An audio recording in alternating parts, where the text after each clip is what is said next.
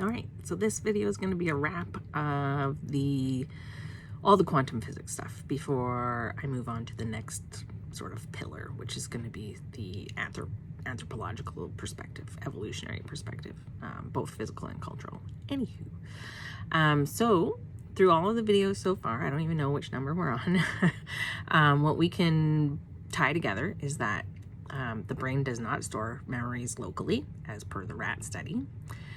Your identity can dictate whether or not you have a physical disease, as per the split personality study. Fake surgery can like heal real bones. And your physical body is just a holographic projection of your mental data. The entire universe is made of frequency, energy, and data, and us, the observers, nothing else. If you accept the math of quantum mechanics without adding any extra rules to like make it fit our experience, you are forced to conclude that every possible version of reality is actually happening simultaneously in the same space.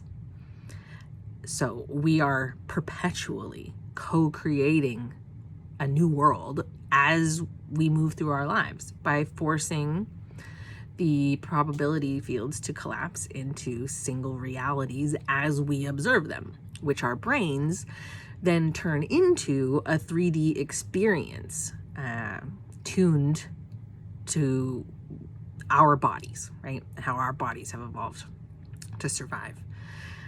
So human evolution confirms that, there's a good example of a beetle, a little brown beetle. It's shiny.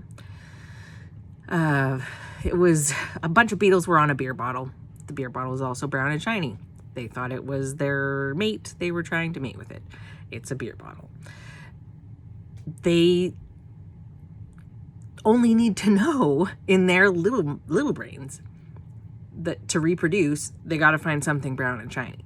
That's the nature of all evolution. Whatever gives you any sort of advantage to reproduce. And anything that doesn't give you an advantage to reproduce isn't important, doesn't evolve, devolves, or it never gets there in the first place.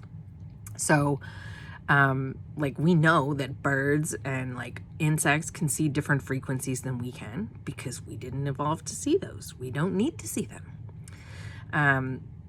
We can only hear a fraction of the frequencies. I actually just read a thing today about a study that someone did on plants, and plants in distress are literally screaming at a screaming volume, just in a frequency that we can't hear. Like if they're in distress, like if they're haven't been watered, or if their stem's been cut or something like that. So we don't actually see reality.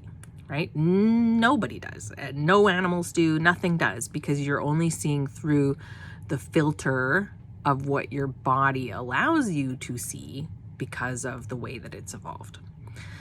So that means that all of the science that we've ever done as a species, all knowledge, quote unquote knowledge, up to this point, is not actually indicative of the true nature of reality. None of it. It's indicative of our experience. We have never known reality, and we cannot know it while we're in our bodies because we aren't evolved to. So our brains are rendering the actual universe of frequency, energy, and data into a 3D experience that does not reflect reality at all. It does that in a way that is useful to us, but not accurate. So our experience is nowhere near what actual reality is. It's back to the hologram thing. By the way, the holograms, I had said it's like a 2D image and it's being refracted into like a 3D. But the other thing about holograms is that you can use multiple different images just on slightly different angles. So using the same one hologram, depending on how you shine the light, at which angle, you can see a different image. You've seen this in holograms. You like flip it back and forth or whatever, and it's like a different animal or something like that. So this is kind of akin to how dimensions work.